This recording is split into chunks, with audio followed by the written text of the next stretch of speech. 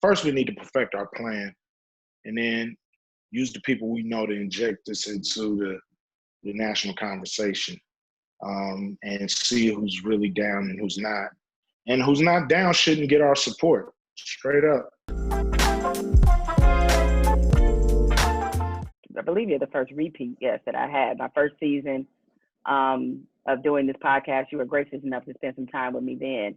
And unfortunately, I had to ask you about a dear person that you lost, which was John Singleton. This time around, it's Kobe Bryant. And I never would have guessed in a million years that the year kind of started with his unfortunate passing. I would never have guessed that something like that would feel so long ago compared to everything that we have just gone through in these last few months. But nevertheless, living here in LA as you do, it feels different here. You know, reflecting on Kobe, you being, you know, a basketball fan, I know you're not necessarily concerned about that, but how much different does everything kind of feel knowing that he's not here? It's just sad, you know, just, you know, every time I look at the Laker logo or Laker colors or Laker anything, it's just sad that, you know, Kobe is not here to be with his family. You know what I mean? You know, my wife watches Vanessa. She posts a lot of pictures of the kids and memories, and it's just sad. And you know, I just feel bad. You know, Kobe, you know, him passing away really got the world's attention. You know, it got our attention. You know, COVID-19 made us go inside. And then on the inside, you know, D-Nice kept us alive, you know, with his DJing. And then this happened. And then, you know, with Floyd, with us, Mr. Floyd, it's, you know, we can't go back to normal. You know, we can't go back to how it was before all of this. No way, no how. You know, this is the break we needed to change what needs to be changed. And we got to do it. We got to do it this election cycle. No more waiting. No more, you know, maybe next time we'll get it right. We get it right. We got to get it right before, you know, we make a decision on who's going to be the president and who's going to be senators and this, that, and the other.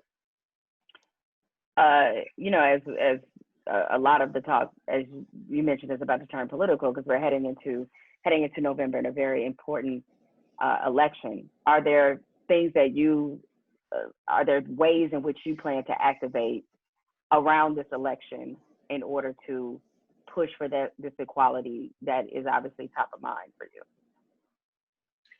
Just pushing from behind the scenes. You know, we have a lot of great people who have a lot of reach into government, and we want to start, you know, using those people to, first we need to perfect our plan, and then use the people we know to inject this into the national conversation, and see who's really down and who's not. And who's not down shouldn't get our support, straight up. We gotta use this vote as our weapon to get empowerment. And we can't give it away, and we can't let somebody think they, you know, can start being Leon Lett, you know what I mean, at the Super Bowl doing the boogie oogie before he crossed the goal line because he think he got our vote. No way, no how. You know, we slapped that ball right out your hand, boy. So we gotta let these politicians know they gonna talk to us and they gonna move mountains for us, or they won't be in there.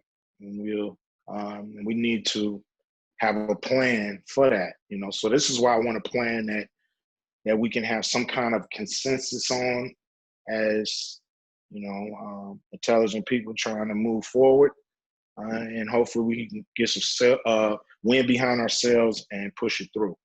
But to me, this is a maybe 4, 8-year, 10-year fight to make everything work the way it's supposed to work. Or maybe longer. I mean, when you think about what our ancestors had to go Whatever through, it right? takes. Yeah. Whatever it takes. So you have to permit me one sort of lighthearted question. All right. Actually, go for it. Actually, I'll say this.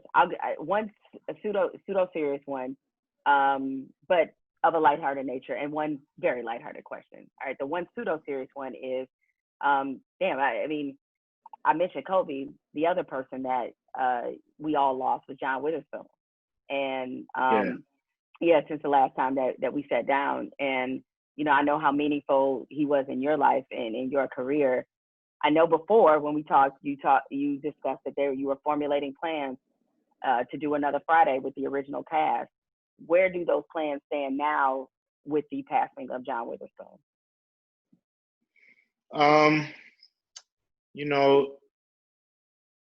New Line, Warner Brothers, really, they just dropped the ball on that. They dragged their feet. Never got that movie made. They had 2 scripts, from 2 different time periods, and for some reason, they didn't think I knew what needed to be in Friday movies. So it was mind-boggling. I suspect they never wanted to make the movie without Chris Tucker, no matter what they were telling me, no matter how much work they put me and my team through. So I don't know that for a fact, but that's just, it happened. We haven't made the movie, and there's no reason for us not to. Now, the only way it can really be made, I think, to include people that everybody love is to try to do it in an animation. But who knows, to me, these people have, shitted on the project and just not understood how much it means to Black people, how much it means to fans all around the world. And so this is the problem we have with these gatekeepers in Hollywood. This is why in my contract with Black America, we need our own studio, and it need to be funded by the 6 studios who've pushed racism down our throat and who've embarrassed us all around the world for 100 years or more. They have to pay for this. They have to pay so we can have our own art,